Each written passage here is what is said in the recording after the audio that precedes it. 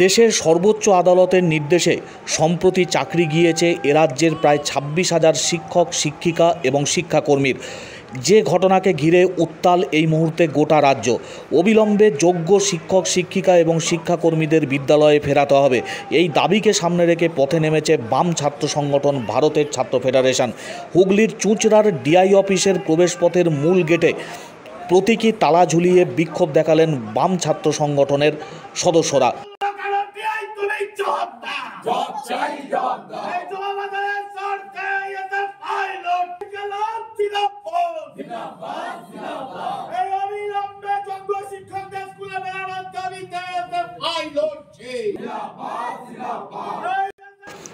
যোগ্য অযোগ্য তালিকা প্রকাশ করে ১ মাসের মধ্যে যোগ্যদের সসম্মানে বিদ্যালয়ে ফেরাতে হবে।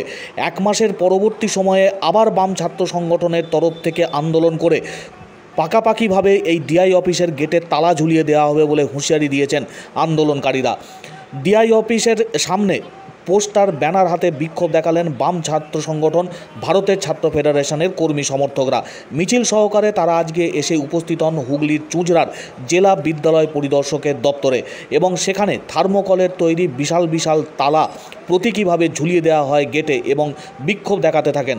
অবিলম্বে স্কুলে স্কুলে যোগ্য শিক্ষকদের চাকরি ফেরাতে হবে, তাদের যে সম্মান হানি হয়েছে সেই সম্মান ফিরিয়ে দিতে হবে অবিলম্বে শিক্ষা দপ্তরকে। ডিআই অফিস কার্যত দুর্নীতির আঁতুড়ঘর, এমনটাই অভিযোগ বাম ছাত্র সংগঠনের।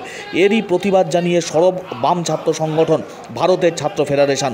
ডিআইয়ের হাতে প্রতীকী তালা তুলে যেমন বিক্ষোভ দেখালেন, পাশাপাশি ডেপুটেশনের কপিও তুলে দেওয়া হয় ডিআইয়ের কাছে। ১ মাসের সময়সীমা দেওয়া হয়েছে আন্দোলনকারীদের তরফ থেকে।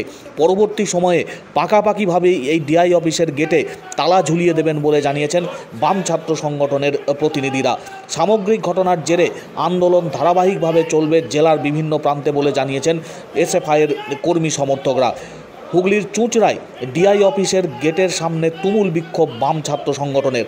যোগ্য শিক্ষক, শিক্ষিকা, শিক্ষাকর্মীদের অবিলম্বে সসম্মানে স্কুলে ফেরাতে হবে, অযোগ্যদের বাতিল করতে হবে, তাদের চিহ্নিত করতে হবে, এই দাবিকে সামনে রেখে বিক্ষোভ বাম ছাত্র সংগঠন ভারতের ছাত্র ফেডারেশনের।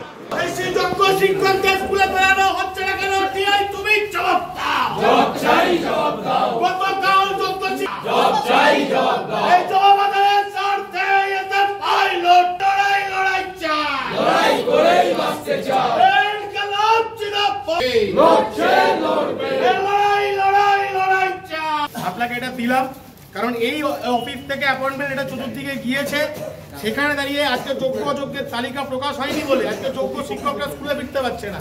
তাই আপনার হায়ার অথরিটিকে আপনি পাঠাবেন তালাটা, ঠিক আছে? আপনাকে আমরা হাতে তুলে নিলাম। এই যদি তালা আমরা যদি আজকে এখান থেকে চলে যাব, আমাদের যদি ১ মাসের মধ্যে প্রয়োজনীয় যোগ্য শিক্ষকরা স্কুলে না ফেরে, তাহলে আমরা পার্মানেন্ট তালা ধরাতে এখানে আসবো।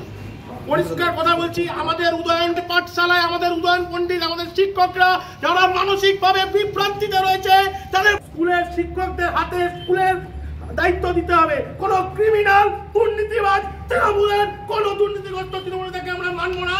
যারা টাকা খেয়ে আজকে সংসার ভেঙেছে, পরিবার ভেঙেছে, সম্পর্ক ভেঙেছে, তাদের উদ্দেশ্যে আপনাকে ব্যবস্থা গ্রহণ করতে হবে।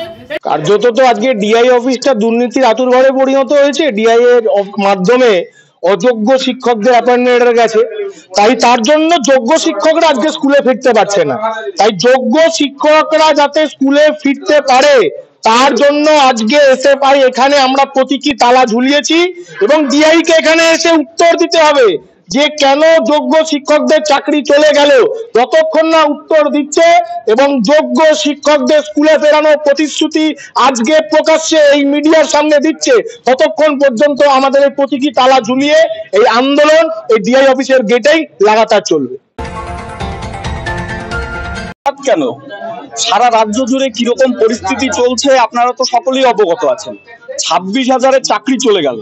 যে বছরের রিক্রুট ২২ লক্ষ পরীক্ষার্থী ছিল, যোগ্যদের চাকরি না দিয়ে তৃণমূলের একটা অংশ টাকার বিনিময়ে অযোগ্যদের দিয়েছে চাকরি, যার বিনিময়ে ২৬,০০০কে খেসারত দিতে হলো। তার মধ্যে হুগলি জেলাতেই ৮৫০-এর বেশি শিক্ষক স্কুল ছুট হলো। শুধু ছাত্রছাত্রীরা স্কুল ছুট হচ্ছে না, মাস্টার মশাইরাও এই জামানায় স্কুল ছুট হচ্ছে। আমাদের পরিষ্কার কথা, এই 26,000-এর মধ্যে যোগ্য অযোগ্য তালিকা প্রকাশ করতে হবে, যোগ্যদের অবিলম্বে স্কুলে ফেরাতে হবে। এই ব্যাপারে বলার ওনাদের দাবিগুলো যা করেছেন সেটা বাস্তবের পরিপ্রেক্ষিতে যুক্তিসঙ্গত। এটা নিয়ে আমি চেয়ারে বসে তো ওইভাবে মানে প্রিন্সিপাল ওরিয়েন্টেড ম্যাটারে কমেন্ট করতে পারি না, কিন্তু যা যা ডেপুটেশনে যে সমস্ত ম্যাটারগুলো যেগুলো আছে সেগুলো যারা রেকমেন্ডিং অথরিটি মানে school service commission, appointing authority West Bengal board of secondary education এবং নীতিগত যে ব্যাপারগুলো আছে সেগুলোর ক্ষেত্রে স্কুল এডুকেশন ডিপার্টমেন্ট, তাদের কাছে আমরা এই ডেপুটেশনের কপিটা পৌঁছে দেওয়ার ব্যবস্থা করব এবং যাতে ওনাদের এই দাবি দেওয়াগুলো পূরণের জন্য ওনারা সচেষ্ট হন সেই ব্যবস্থাই আমরা করব।